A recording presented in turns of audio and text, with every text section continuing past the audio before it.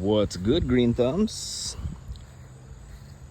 So I made the mistake of shooting two other videos right before this with the different angle when all I was trying to do was make some shorts. But anyway, I harvested that corn cob right there. That should mean that this is also ready to be harvested.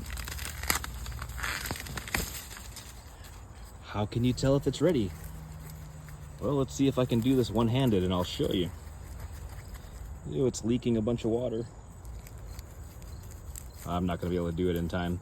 But anyway, in the past, I've made a mistake of leaving them on for too long and they became really bulgy. But this one, at least the one that I harvested before, was just fine. So more to come on that.